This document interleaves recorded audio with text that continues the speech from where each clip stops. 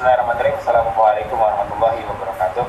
Waalaikumsalam warahmatullahi wabarakatuh. Alhamdulillah nahmaduhu wa nasta'inuhu wa nastaghfiruh wa na'udzu billahi min shururi anfusina wa min sayyiati a'malina. May yahdihillahu fala mudilla lahu wa may yudlil fala hadiya lahu. Asyhadu an la ilaha illallah la syarika lahu wa asyhadu anna Muhammadan abduhu wa rasuluh alladzi la nabiyya ba'dahu. Allahumma shalli ala sayyidina Muhammadin wa ala alihi wa ashabihi ajmain wa ba'du. Para hadirin rahimakumullah, alhamdulillah pada malam hari ini kita bisa bersama-sama bertetap muka dalam dunia maya dan sudah menjadi salah satu sarana kita. Suaranya Mas Ati turun. Ya. Karena kalau kita tahu zaman dulu itu jangan main sini. Belajar itu harus mengenai gurunya, harus melewati berbagai macam medan. Hari ini cukup di rumah saja, ya bahkan mungkin ada yang rebahan juga mungkin. Cukup buka handphone, lihat tampilan Zoom, belajar sudah. Namun tidak mengurangi ganjaran pahala yang Allah berikan kepada kita sendiri. Nama saya Rizky Menubal, bertepatan juga di dekat mana di Ikan Dagu, Dr. Suludin sebagai dosen di IAT ya, ilmu Al-Quran dan tafsir. Dan Ahmad Salam Kiai Mu'alim di dekat Fakultas Suludin sebagai pemateri kita juga di pertemuan perdana untuk agenda kajian tematik. Baik, sebelum saya lebih lanjut menyerahkan kepada Kiai Mu'alim, izinkan kita sama-sama berdoa, bacakan suratul Fatihah. Kita khususkan untuk kesembuhan bunda kita Mas Surun dan seluruh pondok pesantren dimanapun berada dan seluruh peserta pada malam hari ini. Semoga Allah berikan kesehatan, berikan curahan rahmat dan karunia-Nya buat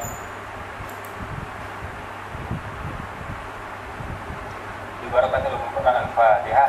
A'udzubillahi minasyaitonir rajim. Alhamdulillahirabbil alamin. Iyyaka na'budu wa iyyaka nasta'in. Ihdinas siratal mustaqim, siratal ladzina an'amta 'alaihim ghairil maghdubi 'alaihim waladdallin. Baik, sebagai pengantar, kajian ini agak berbeda dengan kajian yang mungkin sahabat-sahabat semua pernah ikut. Karena memang kajian ini hasil kerjasama lembaga diklat Al-Quran dengan Fakultas Suludin. Tentunya sebagai lembaga diklat yang bertujuan untuk membentuk melakukan pendidikan dan pelatihan pada peserta-pesertanya, ada maksud dari pelaksananya kajian tematik bersama Fakultas Suludin. Karena kita mengetahui bahwa banyak sekali pelatihan-pelatihan di luar sana, banyak sekali training-training di luar sana yang kemudian dilakukan oleh banyak sekali lembaga-lembaga, tapi dalam Quran juga membuat lembaga diklat. Tentunya hal ini menjadi sarana yang harus apa bedanya. Maka satunya adalah kita berangkat dari kajian-kajian yang memang dicoba digali lewat tafsir-tafsir Quran. Nah, mudah-mudahan malam hari ini kita belajar tentang fase kepemimpinan di awal peradaban manusia berada, itu di zaman Nabi Adam alaihissalam. Lebih lanjutnya seperti apa? Nah, ini ada sudah datang juga sebenarnya ini akan masalah direktur LKSP ini, insyaallah ya. Kiai Mu'alim ini kita dihadiri oleh salah satu peserta kehormatan kita ini. Alhamdulillah. Tapi waktu sudah tepat pada Kiai Muhammad Mu'alim dipersilakan.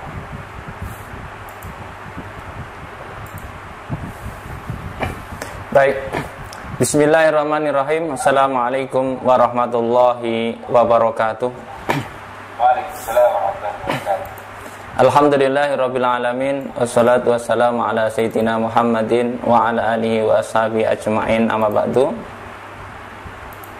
Alhamdulillah pada kesempatan hari ini kita bisa bertemu kembali dalam rangka kerjasama antara lembaga pendidikan dan pelatihan Darul Quran dengan Fakultas Usuluddin Institut Darul Quran Jakarta. Alhamdulillah kemarin kita sudah bekerja sama dengan Lemdiklat Dagu ini. Maka tepat sekali pada kesempatan kali ini kita akan memulai dengan kajian tematik yang insya Allah kajian ini nanti akan berkesinambungan. Jadi bukan hanya pada pertemuan kali ini, karena kita tahu bahwa tafsir Al-Quran itu tidak akan pernah selesai gitu ya, bertambah dengan kondisi perubahan dan pembaruan segala hal yang terjadi di dalam dunia kita yang semakin hari semakin maju. Pada kesempatan kali ini kebetulan saya diberikan judul tentang kepemimpinan Nabi Adam di awal peradaban di muka bumi.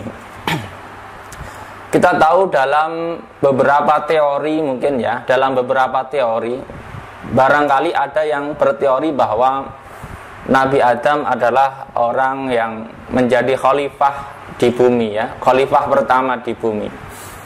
Mungkin di antara teman-teman sekalian kalau pernah membaca kitab-kitab tafsir misalnya, ada beberapa tafsir-tafsir yang tidak pernah dikupas di dalam beberapa ayat-ayat tentang Nabi Adam ini selain yang sekilas saja. Maka dalam kajian kali ini saya dan teman-teman nanti juga boleh menyampaikan beberapa pendapat, barangkali tidak sependapat.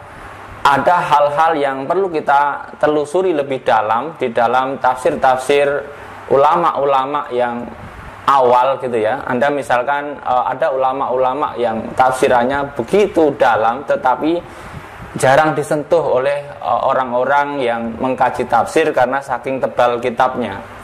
Maka pada kesempatan kali ini saya coba menghadirkan beberapa pandangan dari beberapa ulama tafsir yang barangkali Anda belum pernah dengar gitu ya. Nah, karena kajian kita tentang kepemimpinan Nabi Adam di awal peradaban di muka bumi, maka kita tahu bahwa istilah pemimpin kalau di dalam konsep yang diberikan kepada Nabi Adam itu kita kenal sebagai khalifah ya, khalifah atau pemimpin lah kasarannya begitu. Kalau Anda mengartikan khalifah itu pemimpin, ya sah-sah saja gitu ya. Tetapi sebenarnya khalifah adalah pemimpin penerus ya, penerus atau pengganti. Nah, tentu kalau ada kata khalifah itu tentu ada sesuatu yang diganti. Ketika Anda mengganti berarti ada sesuatu yang diganti. Nah, siapakah yang digantikan oleh Nabi Adam ini gitu ya? Siapakah yang digantikan oleh posisi Nabi Adam di muka bumi ini? Siapakah peradaban yang sebelumnya? Nah, ini kalau Anda cari di dalam tafsir-tafsir yang ringkas, Anda tidak akan ketemu ya. Tafsir-tafsir yang ringkas tidak akan ketemu. Sangat simpel sekali tafsir-tafsir. Bahkan di dalam tafsir Jalalain saya melihat itu tidak ada penjelasan tentang siapa peradaban yang sebelum Nabi Adam turun. Nah, apakah Nabi Adam itu sebagai pemimpin atas beberapa organisasi atau masyarakat yang luas atau dalam skala kecil menengah barangkali? Maka untuk menjelaskan itu kita perlu dulu melihat bahwa beberapa definisi, misalnya kalau Anda lihat di dalam hadis Rasul, misalkan Rasulullah SAW pernah bersabda ya, kullukum ra'in ala wa kullukum ra'in wa kullukum mas'ulun an ra'iyatihi gitu ya. Dan seterusnya Anda bisa lihat di dalam layar itu, dalam screen itu, bahwa setiap pribadi adalah pada dasarnya adalah pemimpin ya, baik dalam segi pemimpin yang terkecil yaitu memimpin dirinya dan keluarganya, atau mungkin lebih luas dan lebih luas. Jadi Anda dikatakan pemimpin itu ketika Anda mempunyai orang lain atau memiliki tanggungan terhadap orang lain. Maka seorang laki-laki adalah pemimpin dari keluarganya, seorang perempuan adalah pemimpin tentang rumah tangganya, seorang pembantu adalah pemimpin tentang apa yang harus dikerjakannya dan sebagainya. Maka termasuk misalnya orang-orang yang diberikan amanah itu juga pemimpin ya. Lalu bagaimana konsep pemimpin yang terjadi di awal peradaban di muka bumi? Kita tahu bahwa Kalau Anda lihat di dalam konsepnya Nabi Adam menjadi khalifah gitu ya, itu betapa Nabi Adam itu menggantikan posisi peradaban yang sebelumnya, yang mungkin peradaban sebelumnya itu mengalami masalah yang serius, sehingga peradaban yang sebelumnya itu harus diselesaikan, dibubarkan gitu kan, lalu kemudian digantikan oleh Nabi Adam alaihissalam. Maka dalam ayat lain Anda kalau bisa lihat pembahasan tentang khalifah. Siapa sih khalifah gitu ya? Khalifah ya. Ini redaksi ini saya ambil dari tafsir Imam Ja'far At-Tabari ya. Anda nanti bisa, barangkali Anda berkenan melihat, coba lihatlah tafsir-tafsir yang disampaikan oleh At-Tabari ya, mufasir yang klasik, yang sebenarnya di dalam kitabnya nanti At-Tabari menghadirkan banyak sekali pandangan ya, pandangan orang-orang, tetapi tidak semuanya kemudian dianggap benar, bahkan mungkin dianggapnya hanya perbandingan pendapat saja. Lalu kemudian nanti Imam At-Tabari akan mengambil sisi-sisi yang lebih masuk akal dan lebih benar gitu menurut Imam Ja'far At-Tabari. Maka di sini jelas bahwa khalifah, kalau Anda lihat nanti di dalam ayat Al-Qur'an ya, dalam surat Al-Baqarah, mungkin di dalam ayat yang 30, ayat ke-30 di dalam surat Al-Baqarah mungkin sudah jelas ya. Kalau ini adalah definisi dari khalifah ya. Khalifah itu siapa? Maka khalifah itu secara bahasa adalah khalafa fulanun fulanan fi hadzal amr. Khalifah adalah pengganti posisi, itu khalifah. Jadi misalnya menggantikan orang itu namanya khalifah ya. Karena khalifah waktu itu mungkin pertama ya, maka Nabi Adam itu ditunjuk untuk menjadi khalifah di muka bumi. Berbeda dengan mungkin nanti kalau Anda lihat di dalam sejarah Islam, ada kekhalifahan, ada kesultanan, ada kemudian kerajaan dan sebagainya. Maka kalau khalifah itu biasanya tidak ada hal-hal yang berkaitan dengan suksesi kepemimpinan. Biasanya tidak ada perebutan tahta ya, tidak ada perebutan semacam pemilu atau pilpres dan sebagainya. Karena khalifah itu posisinya menggantikan posisi yang sebelumnya. Maka di sini jelas di dalam ayat lain dalam Al-Qur'an juga ada ayat yang mengatakan a'udzubillahi minasyaitonirrajim. Bismillahirrahmanirrahim. Summa ja'alnakum khalaifa fil ardi mim ba'dihim linanzura kaifa ta'malun. Jadi sebenarnya kata-kata khalifah di dalam Al-Qur'an itu adalah konsep kepemimpinan yang bergantian. Makanya khalifah itu tetap nanti akan bergantian. Maka nanti pemaknaan khalifah di bumi tentu tidak sama dengan kekhalifahan yang barangkali terjadi di dalam sejarah-sejarah yang telah lalu.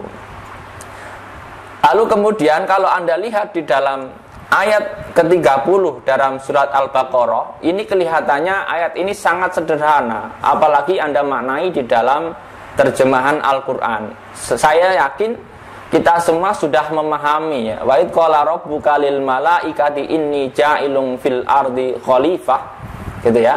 Maka ketika Anda melihat ini, Anda sudah dapat memahami ya. Wa id qala rabbuka lil malaikati inni ja'ilun fil ardi khalifah.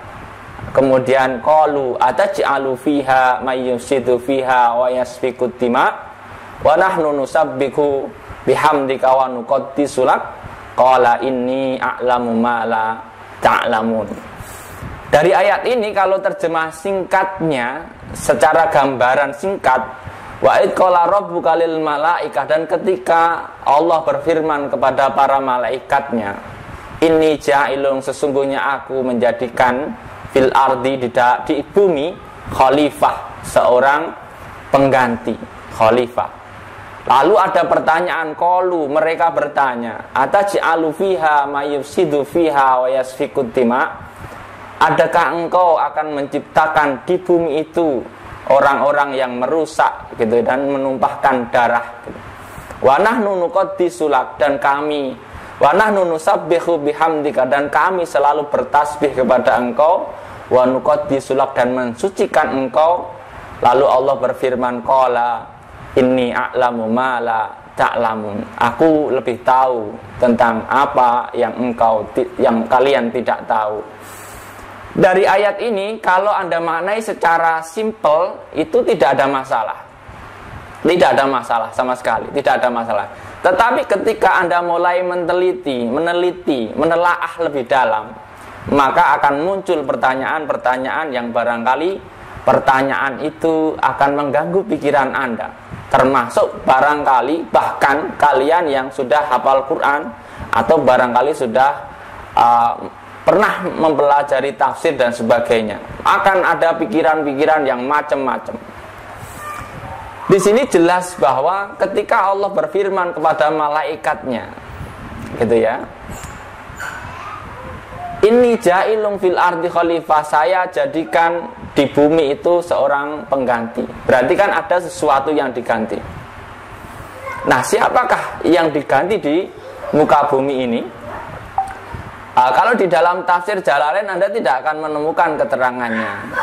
Tetapi kalau di dalam tafsir-tafsir yang lain nanti akan banyak sekali pendapat-pendapat, bahkan pendapat-pendapat yang nilai pendapatnya itu adalah tidak akurat, adalah cenderung kepada misalkan Israiliyat atau cerita-cerita yang dikarang oleh orang-orang Yahudi dalam rangka meningkatkan atau promosi agamanya, gitu ya. Nah, dalam tafsir nanti harus teliti apakah itu riwayat-riwayat Israiliyat atau bukan.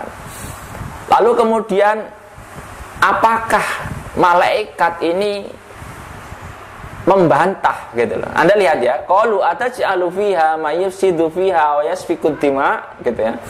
Ini kan di sini tidak ada tanda seru, tidak ada tanda koma. Uniknya bahasa Arab.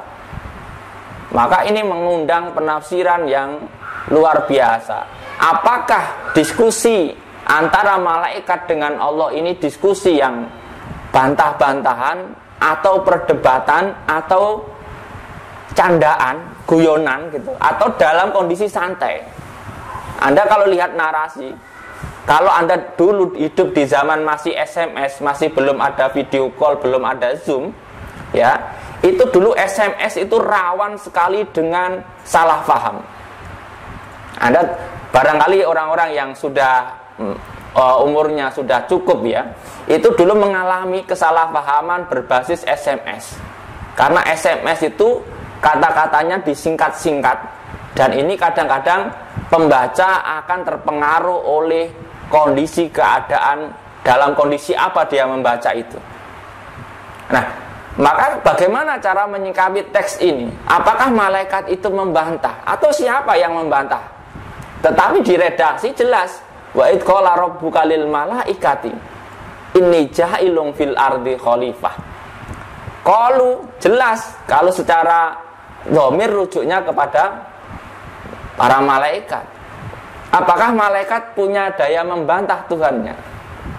Nah, ini Anda harus hati-hati. Kalau Anda sampai meyakini malaikat bisa membantah Tuhannya, nanti akan bertabrakan dengan beberapa ayat yang lain bahwa malaikat itu selalu sami'na wa ata'na. Ya, Anda sudah mulai pikirannya sudah mulai galau barangkali ya. Malaikat itu kalau dalam definisi yang harus Anda imani adalah wal malakul ladzi bila abin wa la'aqlala surba wala nauma lahum, gitu ya. Malaikat adalah sesuatu makhluk yang tercipta dari cahaya, yang tidak punya bapak, tidak punya ibu, tidak makan, tidak minum, tidak pula tertarik kepada lawan jenis. Itu ya. Contohnya seperti itu, dan tidak pernah bermaksiat. Dalam ayat lain nanti Anda lihat, malaikat selalu patuh kepada perintahnya Allah. Lalu kata malaikat di sini apa maksudnya?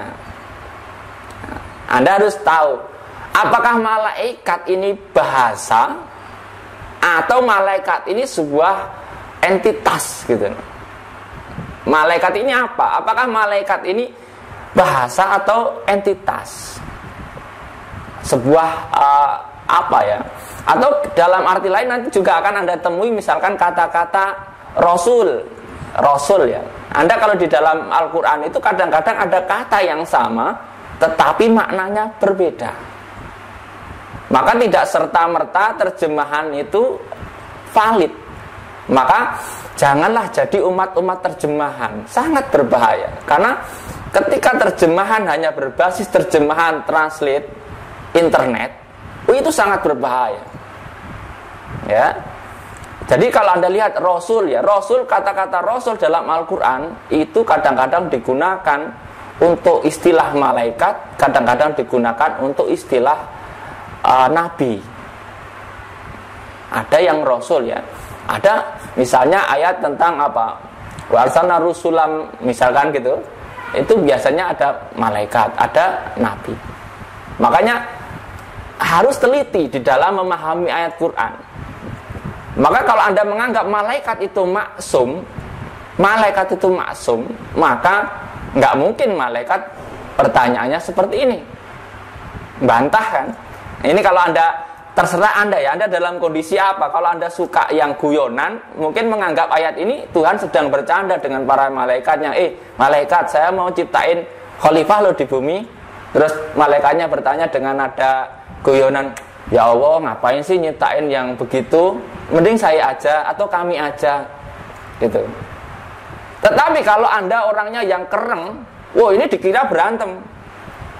Wah, ini malaikat kurang ajar, berani nyeletuk gitu. Coba kalau ini dengan Allah loh. Anda kalau dengan presiden misalkan, saya mau nyiptain ini nih sesuatu program baru. Tiba-tiba ada misalkan staf yang ngomong, Pak Presiden, jangan begitulah, nggak usah bikin staf baru, Pak Presiden, cukup kami saja. Kami sudah hebat, kami bisa mengatasi masalah itu. Misalnya ya. Ini konsep seperti itu. Nah, Anda tinggal dari ayat ini, apakah ini sedang santai, sedang marah, sedang debat, atau sedang guyonan? Ataukah memang ada makna lain dari kata malaikat ini? Maka kalau Anda cari di dalam tafsir-tafsir yang ringkas, ketika Anda melihat kata malaikat, ya Anda langsung di dalam pikiran langsung terbesit ya malaikat yang itu. Malaikat yang maksum, yang malaikat tidak pernah bermaksiat kepada Allah. Tetapi bagaimana dalam pandangan misalkan mufasir, khususnya misalnya Imam At-Tabari? Anda bisa lihat di sini betapa kita perlu mempelajari tafsir yang dalam. Ini tafsir At-Tabari. Anda kalau mau membaca tafsirnya Ar-Razi itu lebih bingung lagi, karena di situ pendapatnya semakin banyak dan ada perdebatan. Karena di sini kalau otak-otaknya liar, kalau Anda misalkan orang yang basicnya adalah misalnya pembantah, basicnya adalah ingin mencari kesalahan, maka nanti Anda akan menuduh bahwa malaikat melakukan perlawanan. Padahal bukan begitu. Coba lihat di sini. Malaikat, Al-Quran ini bahasa Arab, maka Anda harus telusuri akar bahasa Arabnya. Malaikat itu apa sih? Selama ini kan Anda ketika malaikat itu apa sih? Pokoknya malaikat itu ya makhluk yang bersayap gitu ya, yang tercipta dari cahaya, yang tidak makan, tidak minum, tidak butuh menikah, tidak suka orang lain gitu ya. Pokoknya datar lah, hidupnya itu datar, nggak pernah, mungkin ya nggak ada semangat, barangkali nggak tahu ya, kalau di kita mungkin terlalu datar, itu kayak dingin gitu ya. Untungnya manusia itu berbeda dengan malaikat. Maka manusia itu ya rahasia Tuhan. Ini alamu mala ta'lamun tadi ya. Nanti kita bahas. Nah, malaikat, siapa sih malaikat itu? Nah, Anda lihat di dalam teks ini ya, malaikat adalah jam'u malaakin. Ini mungkin Anda belum pernah dengar. Umumnya kalau Anda lihat malaikat itu ya biasanya ada malaikat, ada malak gitu ya, jamak dari malak. Tapi kalau di sini disebutkan malaikat itu jamak dari malaakin. Malaakin ya. Ghairu anahaduhum bi ghairil hamzah aktsaru wa asaru. Tetapi secara umum, secara mayoritas di dalam pengertian-pengertian yang kita pahami secara umum, hamzah itu dibuang. Orang Arab itu biasa membuang hamzah begitu. Jadi aslinya katanya malakin, tetapi karena hamzah itu ngerepotin, berat di lidahnya orang Arab, biasanya hamzahnya dibuang, maka menjadi malakin, gitu ya, dan sebagainya. Nah, lalu tetapi ketika dijamakkan itu kembali lagi hamzahnya. Ketika mufrad dia malak, tetapi ketika jamak itu menjadi malaikah, hamzahnya ada lagi, gitu ya. Dan itu terjadi di dalam beberapa kalimat, di dalam beberapa kata di dalam bahasa Arab. Itu sering terjadi pembuangan hamzah, tetapi nanti ketika dijamakkan itu akan kembali lagi hamzahnya. Nah, nanti supaya Anda tahu siapa sih malaikat di dalam bahasa Arab, maka nanti kalau di dalam bahasa Arab itu Anda bisa telusuri bahwa malaikat, malak itu artinya adalah utusan, ya. Maka kalau Anda lihat nanti di dalam ayat yang tadi, wa id qala rabbuka lil malaikati, maka di dalam kata malaikat di sini adalah yang dimaksud para malaikat atau para utusan, ya. Nah, para utusan ini tidak terbatas kepada yang tercipta dari nur saja. Tidak terbatas kepada yang tercipta dari nur saja.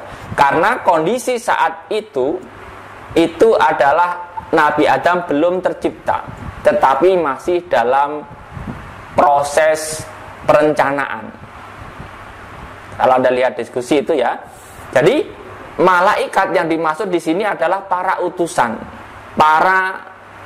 para yang diutus lah, apa bahasa kita itu, duta gitu ya. Para duta yang ditugasi, yang pernah ditugasi lah. Nah, siapa yang ditugasi itu? Nah, di antara para utusan-utusan itu ada yang tercipta dari nur, ada yang tercipta dari api, ada yang tercipta dari proses api yang pucuk, ada api yang lain gitu ya. Nanti Anda lihat minnari samum, ada maricim minnar di dalam pembahasan tentang setan ya, atau iblis ya, dan sebagainya. Jadi nanti ada sisi dari, kalau kita bayangkan kasarannya gini, manusia tercipta itu dari tanah, dari unsur tanah, dan ini tanahnya bukan hanya tanah Pulau Jawa ya, tetapi ada tanah-tanah yang lain. Segala model tanah itu diambil sampelnya, lalu dicampurkan gitu. Nanti kalau Anda lihat di dalam tafsir yang lain bahwa ada petugas yang survei ke lapangan bumi, disurvei untuk diambil sampel tanahnya, baik dari ujung Eropa, Cina, Amerika, Asia, Afrika. Kalau enggak, maka nanti kalau Anda lihat dalam sejarah peradaban dunia, maka ada titik-titik yang menjadi awal-awal peradaban dunia, diantaranya barangkali ada Mesir, ada Cina, ada Amerika, ada juga barangkali di Pulau Jawa ya, yang mungkin kemarin ada penemuan-penemuan itu dan sebagainya. Terserah lah ya. Itu barangkali memang bisa jadi proses dari hasil karena unsur tanahnya yang diambil di awal perumusan penciptaan manusia. Nah,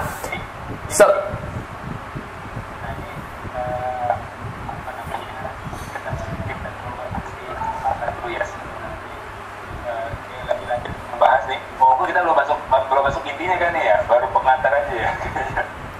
Cerita masalah ayat Al-Baqarah 30 aja itu kan Masya Allah ya, panjang kali itu maksudnya.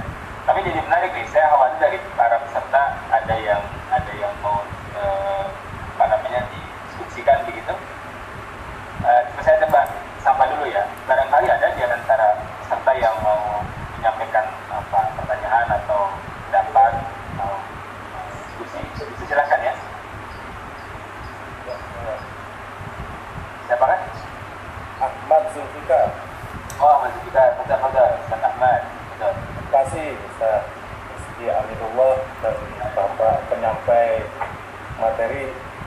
Muhammad Mualim. Tadi agak menarik itu. Saya lebih cenderung kepada kajian bahasa. Malaikat itu kok kemudian malaakun kan gitu. Itu bahasa dari serapan mana? Karena dalam bahasa Arab ya itu sebagian ahli lugah mengatakan bahwa ada yang menyebut baka, ada yang menyebut maka, dan itu dua-duanya ada di situ. Apakah itu istilahul lugah ya atau istilahul lahjah? Nah, malaakun itu terus kemudian menjadi malakun, terus kemudian malaikat. Nah, itu usul bahasanya Suryani apa Ibrani kan? Karena dalam Al-Quran juga ada Israel. Nah, menarik juga ini. Kalau yang kemudian bahwa malaikat itu nggak pernah maksiat, kan? Bisa jadi itu kasusnya sama dengan yang sujud, bahwa di situ apakah betul bahwa iblis itu dulunya malaikat yang jatuh peringkat menjadi setan kan? Apa seperti itu kan? Berarti antara jin dan malaikat sebenarnya tidak dibedakan. Bedanya ada malaikat yang istilahnya itu tamarruh, mentang kan? Nah, apakah seperti itu gambaran terkait masalah kajian tentang siapa malaikat yang mempertanyakan tentang kebijakan Tuhan? Demikian, ada pertanyaan. Alhamdulillah ya. Kayaknya satu dulu aja ya pertanyaannya dari Ustaz Ahmad Zulfikar ya. Sekarang kepala dan gimana nanti boleh jawabnya sekalian bareng-bareng di akhir gitu ya. Mungkin nanti terbahas juga atau mau langsung ya silakan. Baik, mungkin langsung saja biar nggak terlalu panjang nanti ya. Baik, soal bahasa saya menyerahkan kepada Imam At-Tabari. Saya tidak berani membahas bahasa lebih dalam karena ya mungkin secara bahasa saya tidak terlalu paham syair-syair Arab, apalagi syair-syair jahili ya. Maka dalam hal kebahasaan apakah itu malak atau malaak, saya ikut aja dari pendapatnya Imam At-Tabari. Adapun pertanyaan yang kedua, adakah iblis itu adalah awalnya sebagai malaikat yang turun grade atau downgrade ya, downgrade gitu ya, downgrade menjadi iblis gitu ya? Karena memang banyak kisah ya yang diceritakan oleh para pencerita gitu ya, bahwa iblis adalah proses downgrade dari malaikat, dari bahkan ada yang mengatakan dari jenderalnya malaikat ya. Kalau saya lihat dari pemaparan yang disampaikan oleh Imam At-Tabari, tentu tidak sepakat dengan konsep itu. Di dalam tafsir Ar-Razi juga tidak sepakat dengan konsep itu, karena itu jelas nanti akan merusak skema ya, merusak skema. Meskipun hal demikian bisa saja terjadi, karena saya pernah mendengar riwayat bahwa malaikat Jibril itu sangat takut kepada Allah meskipun dia sangat dekat dengan Allah. Ketakutannya dalam riwayat itu disebutkan malaikat Jibril sangat takut ketika suatu ketika kedekatannya itu menjadikan Allah merubah dirinya menjadi sesuatu yang jauh gitu ya. Ini ketakutan. Tetapi kalau dalam konsep apakah malaikat di sini yang dikatakan yang membantah itu adalah iblis, lalu malaikat yang kemudian di downgrade karena membantah kemudian menjadi iblis, saya tidak sependapat. Saya lebih kepada penjelasan tadi tentang utusan. Malak adalah utusan ya, malaikat adalah utusan-utusan. Nah, utusan-utusan Allah di zaman itu, di saat itu belum ada manusia. Maka utusan-utusan ini sifatnya adalah sesuatu yang tercipta lebih awal. Bisa jadi malaikat yang dari cahaya, bisa jadi malaikat yang dari api, yang api yang tadi ada api yang min naris samum, ada juga min mariji min nar gitu kan. Sementara kalau jin itu dari atau setan itu dari pucuknya api yang menjilat-jilat itu untuk setannya. Tetapi kalau iblis ini mungkin dari min nari samum. Kalau kita melihat teori atau riwayat yang berkembang tentang sesuatu yang tidak terlihat, tidak terlihat, maka nanti di dalam definisi jin, al-jin gitu. Kenapa dikatakan jin? Karena posisinya gelap. Gelap itu apa? Tidak kelihatan. Gitu ya. Nah, dari unsur-unsur yang tidak kelihatan itu nanti saya yakin aneka ragamnya macam-macam. Tingkatannya akan macam-macam. Mungkin tingkatan paling tinggi itu adalah malaikat. Dari sesuatu yang tidak terlihat, tidak fisik, maka tingkatan tertinggi adalah malaikat. Nanti tingkatan terendah adalah mungkin jin, gitu ya. Tetapi di atas itu mungkin ada tingkatan-tingkatan yang lain. Barangkali kalau kalian pernah melihat cerita-cerita orang yang ahli di dalam ilmu-ilmu kegaiban gitu kan, maka nanti jin itu bentuknya akan beraneka ragam, kekuatannya beraneka ragam. Maka saya kembali ke definisi malaikat ini karena utusan, maka sebenarnya yang diutus untuk membasmi itu adalah memang iblis ya sebenarnya. Namanya sebenarnya bukan iblis awalnya, tokoh lah gitu. Atau kasarannya kalau kita kasih namanya sebenarnya adalah Haris, atau sebenarnya semacam jenderal senior ya. Jenderal senior. Ini jenderal senior ini adalah orang yang diutus untuk membereskan masalah bumi sebelum bumi itu akan dijadikan lahannya Nabi Adam. Jadi ini ada jenderal senior, tolong rapikan bumi mau diisi khalifah baru. Maka penduduk bumi yang saat itu ada itu harus diselesaikan. Maka pimpinan tertingginya dalam operasi ini adalah jenderal yang termasuk utusan ini ya. Jenderal ini diutus bersama pasukannya malaikat. Nggak tahu, pokoknya jenderal ini membasmi penduduk atau yang ada di bumi itu bersama malaikat. Ya, timnya adalah malaikat. Dia adalah pimpinannya.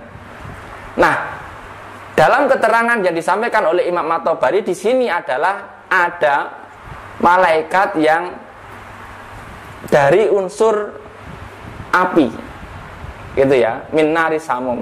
Jadi ada sekelompok sesuatu yang menjadi utusan, tetapi dari sisi tercipta dari api. Nah, itulah kemudian disebutnya tetap mungkin masuk di ranah malaikat karena dia menjadi utusan. Nah, kelompok ini disuruh menyelesaikan bumi supaya bumi itu siap ditempati oleh Adam. Lalu ketika sudah selesai, tentu Anda bisa bayangkan ketika ada jenderal disuruh operasi, coba selesaikan pulau ini. Tim saya mau masuk misalnya.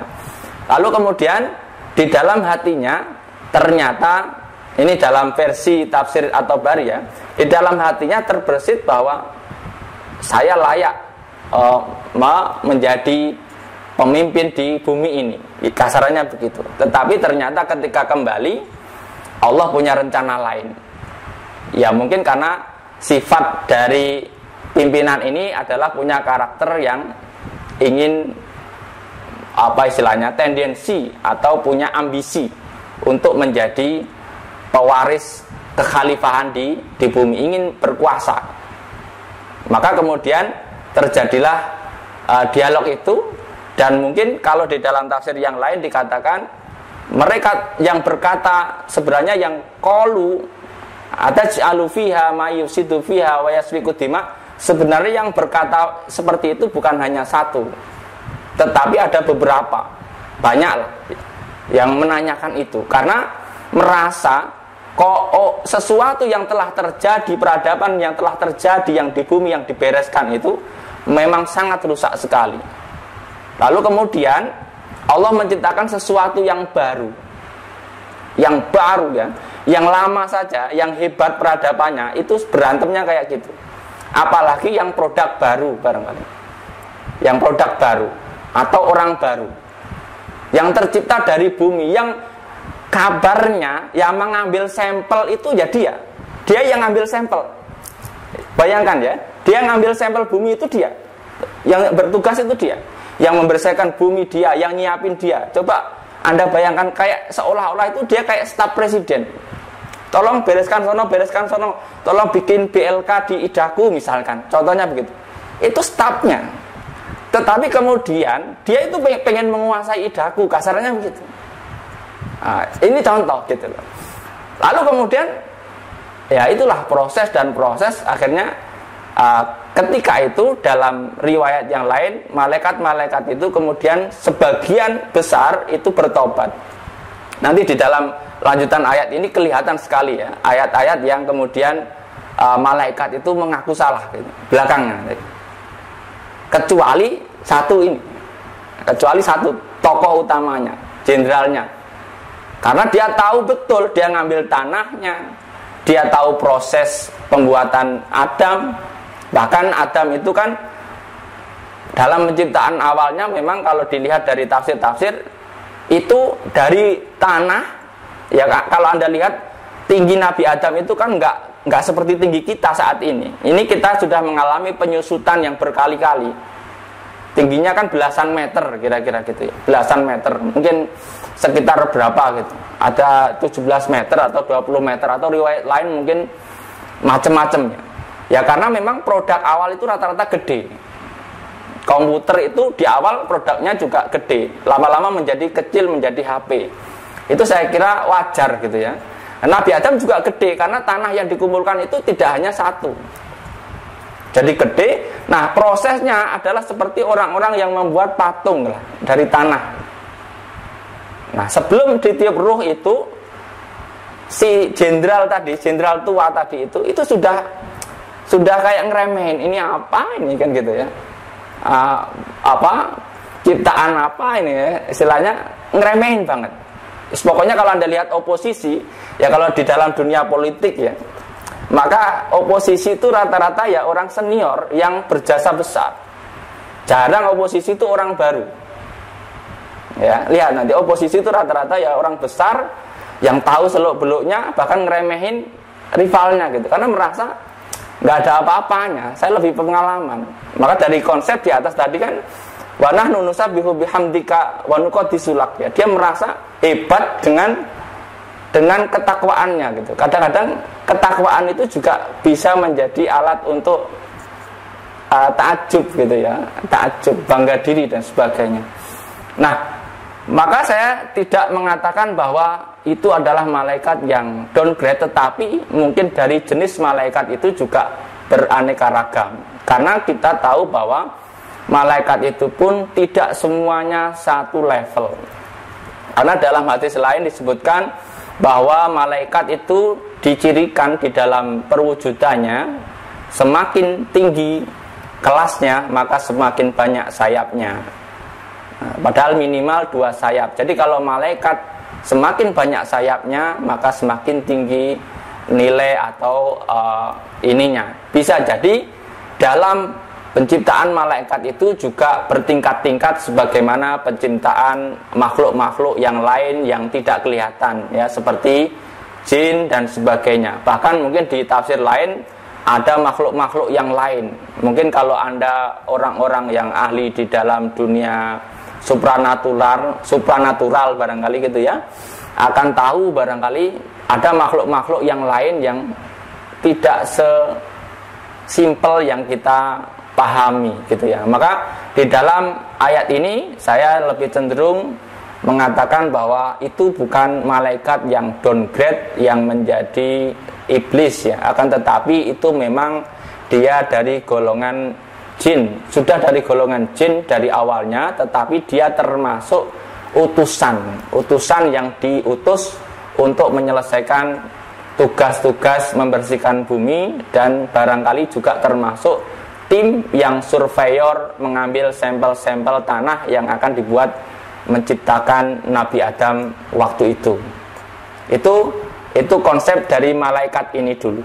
Belum nanti di ranah ketika merasa bahwa dirinya lebih hebat daripada manusia. Nanti ada diskusi yang panjang juga ketika ada diskusi-diskusi tentang malaikat dan atau tentang utusan itu dengan Nabi Adam yang nanti akan menjadi khalifah di bumi.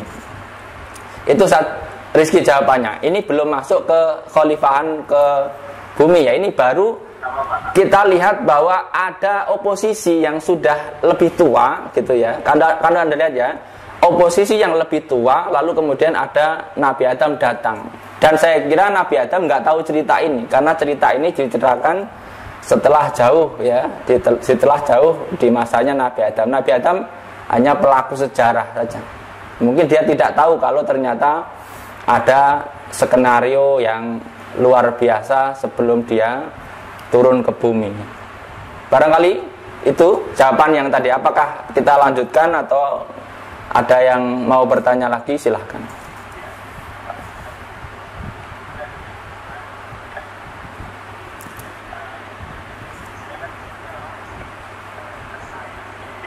Sains di matematik satunya, sebenarnya kemudian ngambil magister manajemen pendidikan, berinteraksi dengan tafsir-tafsir Quran memang hal baru buat saya, tapi menarik ya, karena diamanatkan sekali dialektik begitu.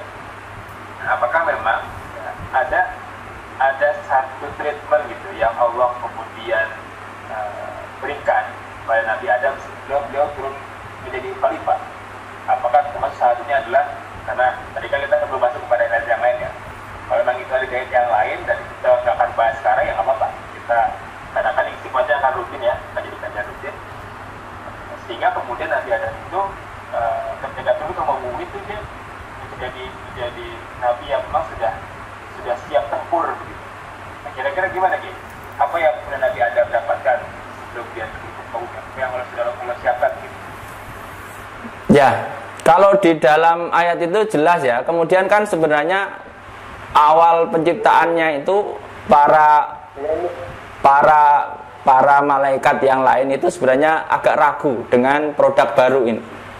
Karena produk-produk sebelumnya kan ada jin, ada malaikat yang sekelas itu, yang sekelasnya sudah canggih lah, kemana-mana nggak usah naik bus gitu ya, kemana-mana bisa mudah, cepat. Kasarannya secara teknologi mungkin lebih canggih mereka lah gitu. Mereka telepon-teleponan nggak perlu, karena langsung connect by sinyal apa istilahnya gitu ya. Kalau misalkan Anda lihat dipanggil aja bisa sampai, kasarannya begitu. Kelasnya sudah teleportasi misalkan begitu ya, kemana-mana sekali panggil sampai misalkan begitu. Nah, sementara manusia butuh proses yang luar biasa, tetapi itu tidak cukup ya. Ketika itu kan mereka mengaku lebih unggul daripada produk baru yang bernama Adam itu. Lalu kemudian ternyata Allah memberikan pengajaran yang lebih ya, nama-nama benda. Mungkin berbeda ketika malaikat itu tidak detail mengenai nama-nama, tapi manusia itu adalah orang yang detail dengan nama-nama. Ya, misalkan kalau di Indonesia ini apa saja ada namanya, apalagi di Jawa. Kalau Anda lihat itu segala sesuatu ada namanya. Ya, sampai nama buah ada, nama pohonnya ada, nama bijinya ada, nama daunnya ada. Itu saking kreatifnya. Karena berbeda dengan malaikat nggak bakal ngurusi nama daun, nama biji. Karena dia sebenarnya nggak ada kepentingan untuk apa ngurusi nama-nama daun. Ya, karena malaikat kan nggak ada kebutuhan, nggak ada inovasi. Malaikat itu ya begitu-begitu saja hidupnya. Maka kalau ada orang hidupnya begitu-begitu saja, ya barangkali udah di kelasnya malaikat gitu. Jadi Nabi Adam ini diajari beberapa nama ya, beberapa nama-nama. Kalau disebutkan di situ wa alama adamal asma'a kullaha gitu ya. Nabi Adam diajari mengetahui nama-nama, dan itu saya kira memang proses awalnya tetap pengajaran seperti orang di pesantren ya, tapi pesantrennya di surga. Jadi kalau Nabi Adam itu kasarannya mondoknya di surga. Dan ketika mondoknya sudah cukup, maka Nabi Adam itu suruh turun ke bumi dengan drama yang tentu kita sudah tahu ya dramanya gitu ya. Tetapi sebenarnya itu sudah selesai pengajaran karena sudah cukup, lalu kemudian dibuatlah drama supaya ya sama-sama turun ke bumi. Kalau Anda lihat memang ada dendam kesumat dari tokoh oposisi yang awal sampai Nabi Adam belajar ini terus diupayakan supaya bisa gagal gitu kan. Akhirnya ya sama-sama kemudian proses turun ke bumi. Kita tahu di bumi tentu tidak semudah di surga. Memang sistem di bumi beda dengan di surga. Kalau di surga pengen apa saja bisa, gitu kasarannya. Tetapi kalau di bumi pengen apa saja maka harus berusaha. Nah bedanya itu, ada capeknya, kasarannya begitu. Tetapi kalau kita lihat dari ayat-ayat yang lain, ketika Nabi Adam proses setelah pemahaman nama-nama, lalu kemudian diujikan di dalam sidang dengan dihadiri para malaikat untuk membuktikan bahwa klaimnya malaikat di awal yang meragukan Nabi Adam itu, bahwa klaim mereka lebih baik itu keliru, maka diujilah dengan penyebutan nama-nama. Barangkali malaikat itu tidak tahu apa itu sendok, apa itu garpu, apa itu sumpit, itu tidak tahu. Dia yang tahu barangkali kalau istighfar ya istighfar, tasbih ya tasbih, begitu. Kasarannya begitu. Maka Nabi Adam punya pengetahuan yang lebih. Kasarannya saya kira bukan hanya itu, tetapi Nabi Adam bisa merumuskan rumusan-rumusan. Maka nanti tidak aneh manusia itu sebenarnya dalam otaknya ada gen yang mampu merumuskan sesuatu. Cuman kadang-kadang otak itu tidak dialirkan gitu, tidak disalurkan ya, kemampuan dari nenek moyangnya itu kemudian terpendam gitu saja. Nah, penemuan-penemuan itu sebenarnya akan ketemu. Jadi kemudian Nabi Adam turun ke bumi tentu sebagai khalifah pertama ya. Siapa yang dipimpin? Ya tentu keluarganya. Nanti kemudian ada proses-proses masalah ya, masalah yang terjadi tentang kondisi anak-anaknya. Nanti mulai Qabil dan Habil. Nah itulah mulai kemudian bagaimana menjadi seorang pemimpin keluarga. Itu kalau Anda sebagai seorang ayah ketika anaknya bertengkar, ini tentu harus melihat konsepnya Nabi Adam. Ya, kalau misalkan Anda punya anak yang satu ganteng dan yang satu hitam, kira-kira Anda akan membela siapa? Karena kalau dilihat dari anak-anak Nabi Adam, sebagian adalah produk surga dan sebagian produk bumi. Ya, gitu ya. Makanya kalau Anda lihat di tafsir yang lain nanti, kenapa kok ada pertengkaran antara anak-anak Nabi Adam berebutan istri? Ya karena satunya produk surga dan satunya produk bumi.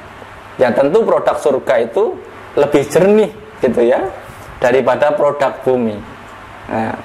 Nah, kenapa harus rebutan? Kan rasanya sama, misalkan begitu ya. Manusia itu berbeda dengan malaikat. Makanya beda, malaikat itu melihat manusia itu unik. Ya, karena tidak bisa diukur manusia. Kelihatannya khusyuk tetapi enggak khusyuk. Misalnya, kelihatannya uraan tetapi khusyuk. Enggak, manusia itu unik. Malaikat pun enggak tahu gitu ya. Jadi beda dengan malaikat, beda dengan iblis yang jelas ya. Malaikat jelas khusyuknya, setan jelas kurang ajarnya. Kalau manusia itu bisa berubah-ubah. Kadang jadi malaikat, kadang jadi iblis, kadang bisa menyerupai gitu. Berhati malaikat tapi bermuka iblis misalnya, atau kebalikannya, bermuka malaikat berhati iblis. Nah, karena manusia ini memang makhluk yang kalau Anda lihat dalam tafsir-tafsir bahwa makhluk yang seperti masterpiece-nya ciptaan Tuhan gitu. Karena langsung dibikin oleh Allah gitu. Kasarannya begitu. Dalam ini dibentuk secara khusus gitu ya. Berbeda dengan makhluk-makhluk yang lain, barangkali pembuatannya itu dengan sebab gitu ya, dengan sebab musabab atau dengan sistem yang berjalan berkembang biak dengan sistem. Tapi manusia ini memang dibuat detail gitu kan. Makanya kenapa malaikat itu semuanya harus hormat kepada Nabi Adam, karena ada unsur rahasianya, yaitu ruh ya, yang bagian dari rahasia Tuhan. Ya, inilah kemudian yang membedakan dengan makhluk yang lain. Oke, jadi nanti ini akan kita bahas di pertemuan kedua berarti ya, tentang bagaimana Nabi Adam mengelola memimpin keluarga. Karena kan tema kita itu tuh ya. Ini belum bertemu ini, mungkin apa namanya? Karena tadi kita baru membahas tentang latar belakang ya, latar belakang tentang Nabi Adam dan macam-macam begitu. Nah, komentar tadi ini bisa masuk kepada yang tadi ketika sudah Nabi Adam mengelola kemungkinan di keluarga lebih parah begitu yang balik ya. Ya kan, kalau kita lihat dari hadis yang awal saya sebutkan tadi bahwa kullukum ra'in wa kullukum mas'ulun an ra'iyatihi gitu kan. Maka ya Nabi Adam adalah pemimpin di awal, yang dipimpin ya keluarganya. Ya keluarganya, karena ya nggak mungkin dia akan mimpin dinosaurus ya, karena nggak ada urusannya ya. Meskipun di zaman itu barangkali hewannya ya kelasnya dinosaurus, karena tinggi Nabi Adam yang sangat tinggi, nggak mungkin hewannya sekecil itu.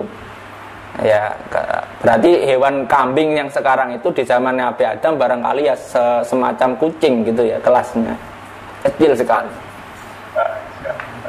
Mungkin ada pertanyaan dari yang lain, satu pertanyaan terakhir mungkin, maka silakan barangkali ada. Ada mungkin? Oke. Ya, terpaksa bergabung di pertemuan hari itu ada teman-teman dari Jambi, dan ada dari Wanayasa Tengkosus, kemudian ada sekarang Tengkosus, dan juga mungkin ini sebagian besar mahasiswa Indaku ya. Ada dari teman-teman FKPAI Sidoarjo, Masya Allah, Alhamdulillah, Subhanallah ya. Oke. Saya Malik, mungkin ada apa kata-kata pengantar terakhir ya untuk mengatakan kita kepada kajian pekan depan dengan waktu dan jam yang mungkin kita akan tentukan kemudian begitu. Baik, sebenarnya ada Kang-Kof ya, di Kang-Kof boleh silakan. Ya, boleh di open mic dan kameranya. Assalamualaikum. Waalaikumsalam. Assalamualaikum warahmatullahi wabarakatuh. Waalaikumsalam warahmatullahi wabarakatuh. Para adik sekalian, ada pertanyaan dari anak tentang apakah benar tujuan penciptaan Nabi Adam itu untuk menjadi khalifah di negeri, sebagaimana yang ada dalam surah Al-Baqarah, khalifah tidak ada khalifah.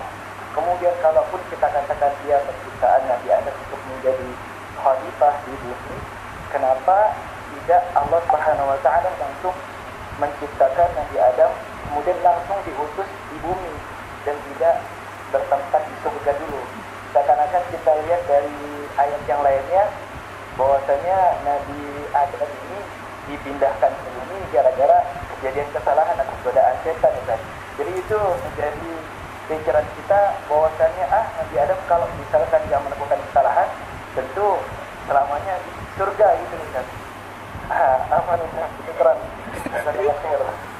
Masalah sekolah ya, Kang-Kof ya. Baik. Yang paling pertanyaan terakhir kita. Baik. Apakah Allah memang sengaja buat khalifah di bumi? Jelas ya dalam ayatnya itu memang ini ja'ilun fil ardi khalifah gitu ya. Tetapi memang kita lihat betapa Allah itu mengajari kita supaya sesuatu itu tidak instan, tetapi butuh perencanaan yang matang. Bahkan mencipta manusia itu bukan asal-asalan. Ya, mencipta Adam itu enggak asal-asalan, butuh proses yang matang. Maka di dalam banyak ayat yang lain itu Allah mengajari kita kalau Anda mau membangun sesuatu maka harus digambar dulu. Digambar dulu. Maka konsep gambar menggambar sebelum membangun itu sekarang ini dipraktekkan oleh arsitek. Arsitek itu nggak ada yang ujung-ujung bangun pakai pikirannya langsung, tetapi digambar dulu. Digambar dulu, dirancang dulu, diukur dulu, dan semuanya seperti itu. Dan Allah mengajari kita kenapa nggak Nabi Adam langsung dikirim ke bumi saja, habis diciptakan langsung ke bumi. Ya seperti Anda ngirim anak SD untuk ikut lomba lah. di Olimpiade Jepang misalnya gitu. Ya kan nggak bisa, ya harus ikut pelatnas dulu. Meskipun anak SD itu karena makanannya bergizi langsung gede, bisa angkat besi, nah, tetap ada proses. Itu mengajari kita untuk mengikuti proses sebab dan akibat. Lalu kenapa Nabi Adam kesannya turun ke bumi itu digoda oleh setan? Seandainya nggak digoda kemudian tetap di sana, itu sebenarnya kalau saya pahami memang dari awal tujuan Nabi Adam dicipta adalah untuk khalifah fil arya, khalifah di bumi. Tetapi kenapa harus di model diberikan drama gitu ya? Diberikan drama supaya kalau kita pahami dari hikmah yang terjadi, kenapa harus ada sandiwara yang terjadi, harus ada drama? Karena memang itu adalah sistem supaya orang itu mau secara ikhlas menerima ketentuan Allah. Anda misalnya ada orang tiba-tiba mati, mungkin Anda marah. Ini kenapa orang sehat-sehat kok mati? Ya kan gitu ya. Tetapi kok dibuat ada yang dibikin kena corona, ada yang dibikin kena jantung, ada yang dibikin gagal ginjal gitu. Itu supaya kita itu menerima, ikhlas menerima. Meskipun kita itu harus yakin bahwa kematian itu dari Allah, nggak harus nunggu sebab. Tetapi kenapa ketika nggak ada sebab Anda protes? Anda ketika ada orang mati, misalkan orang SMA cantik, sehat, habis olahraga kok mati, Anda terima nggak? Ya Allah, ini gimana sih? Orang sehat, cantik, habis olahraga kok mati, nggak punya penyakit apa-apa, masuk akal. Padahal sebenarnya secara keimanan kita, hidup dan mati itu bukan karena sakit, bukan karena sesuatu, ya karena ketentuan Allah. Tetapi kalau ketentuan itu tidak dikasih sebab, maka Anda akan protes. Nah, supaya nggak protes, maka dikasihlah sebab. Wa ja'alna likulli syai'in sababa. Allah menciptakan segala sesuatu itu menggunakan sebab. Maka supaya Nabi Adam ini menerima turun ke bumi, ya dikasih proses, dikasih sebab akibat. Nah, sebab akibat itu diselaraskan dengan ambisi si oposisi tadi. Ya. Ya, kalau Anda lihat sejarah di dalam suksesi kepemimpinan di Indonesia lah, lihatlah. Presiden-presiden yang memimpin Indonesia itu mesti dikasih sebab turunnya. Coba kalau nggak dikasih sebab, Anda mesti akan protes. Loh, kenapa kok tiba-tiba turun? Nggak ada sebabnya. Mesti dikasih sebab. Dan sebab itu tidak mengurangi ketentuan Allah. Ketentuannya Allah memang segitu, tetapi sebab akan tetap ada. Supaya apa? Anda itu tidak marah dengan ketentuan Allah. Ya. Mungkin kalau enak, mungkin Anda nggak akan marah. Kalau orang-orang di dunia tiba-tiba diangkat ke surga, tidak akan ada yang marah. Tetapi kalau dari surga ke bumi, itu mungkin kalau Anda yang menjadi Nabi Adam saat ini misalkan dari surga turun ke bumi, itu protesnya nggak karuan. Bahkan bisa bikin petisi itu bertumpuk-tumpuk, berlapis-lapis. Alasannya apa? Saya diturunkan dari surga gitu. Anda saja misalkan digeser dari suatu tempat ke tempat lain tanpa ada sebab. Meskipun yang menggeser Anda itu orang yang lebih tinggi dari Anda, itu dalam hati itu mesti nggak terima. Ya, maka dikasih sebab supaya hatinya tenang. Maka efeknya apa? Nabi Adam kan merasa bersalah, meskipun belum tentu bersalah, tetapi Nabi Adam merasa bersalah. Nah, merasa bersalahnya Nabi Adam ini adalah efek baik. Ketika dia diturunkan di dunia, maka dia tidak akan mengeluh, maka dia akan menganggap, ya ini yang harus saya lakukan, ini harus saya tanggung resikonya. Nabi Adam adalah laki-laki sejati yang berani menanggung resiko. Ya, kalau Anda laki-laki harus niru Nabi Adam. Kalau Anda punya masalah, hadapi resikonya. Ya, karena semua itu sudah di sistem dalam sebab dan akibat. Meskipun resiko itu diakibatkan oleh istri Anda, tetapi laki-laki tetap bertanggung jawab terhadap kesalahan yang dihasilkan gitu. Meskipun dia akibat bisikan istrinya. Maka nggak boleh seorang suami menyalahkan istrinya. Gara-gara kamu ini saya turun. Nggak ada, Nabi Adam nggak pernah menyalahkan istrinya. Tetapi Nabi Adam, oke, saya tanggung, gitu ya. Saya siap menanggung. Nabi Adam itu kalau dalam kisah yang lain diceritakan, turunnya itu awalnya sendirian di bumi. Istrinya belum turun. Ya nanti seru ya kalau di dalam kisahnya Nabi. Kalau Anda tidak sabar menunggu cerita Nabi Adam, Anda bisa baca di dalam tarikh yang dikarang oleh Imam At-Tabari di dalam kitab Tarikh Rusul wal Muluk ya. Bahkan Anda bisa membaca sejarah-sejarah pra Nabi Adam, siapa dan sejarah penciptaan alam barangkali gitu ya. Allah alam. Nanti kalau dibahas detail mungkin ya seru sih sebenarnya ya, cerita Nabi Adam turun ke bumi lah, kasarannya begitu. Ini mungkin bisa di stop share screen-nya biar kita bisa melihat semua partisipan kita. Ini alhamdulillah teman-teman terkhusus Diva Diva Kreasi Wanayasa. Ini udah ada santrinya ya di Wanayasa ya? Alhamdulillah. Alhamdulillah. Alhamdulillah. Semoga sehat semua ya. Dan para sahabat rahimahullah, alhamdulillah sudah sampai di penghujung. Saya mengapresiasi beberapa sahabat-sahabat yang sudah bertanya. Tadi tercatat dalam catatan saya itu ada Ustaz Ahmad Zulfikar, kemudian ada Ustaz Golf ya.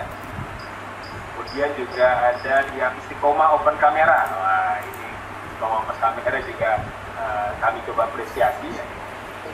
Ada Ahi Wajihi, kemudian ada Ustazah Latifah, juga dan Istiqomah. Insyaallah akan kami kirimkan buku ya. Baiklah, kemudian kami juga perlu nomor handphone yang sudah ada dalam presensi ya. Dan untuk sertifikat akan kami kirimkan juga via email. Dan sebagai informasi tadi ya, Wali sudah memberikan gambaran bahwa kita belum masuk kepada inti dari bagaimana kemudian Nabi Adam itu. Dan saya benar ya, dan saya bahwa kita 1 jam itu belum masuk ada bahasa intinya, tapi memang menariknya begitu. Kajian tidak perlu lama, tapi dia istiqomah, walaupun singkat, namanya jadi amat fleksibel. Nantikan berikutnya diskusi kita. Mungkin Kiai Wali berkenan untuk menutup pertemuan kita dengan doa. Okay. Ya, baik. Saya kira semoga kajian ini baru stimulus ya. Paling tidak Anda punya rasa penasaran ya tentang tadi yang ditanyakan oleh Pak Zulfikar, apakah malaikat itu mengalami downgrade sehingga berubah menjadi iblis? Karena banyak cerita ini akan berkembang di masyarakat, termasuk nanti akan berkaitan dengan Harut dan Marut, dua malaikat yang mencoba menjadi manusia gitu ya. Ini juga barangkali kalau misalnya ke depan boleh juga kita bahas mungkin malaikat-malaikat yang berusaha mungkin menjadi manusia dan mungkin apa akibatnya dan sebagainya gitu ya. Sebenarnya sangat seru ya. Kalau Nabi Adam memang secara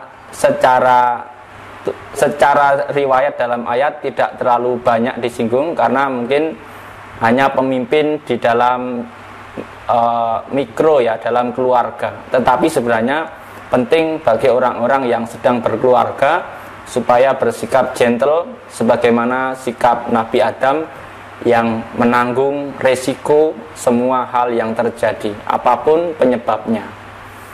Baik, mari kita tutup sama-sama dengan membaca Ummul Quran Suratul Fatihah. Semoga apa yang kita pelajari pada malam hari ini bermanfaat fid dini wad dunya wal akhirah. Al-hadiniyah wa kulli niyatin sholihah. Al-Fatihah. Iya kena betul, iya kena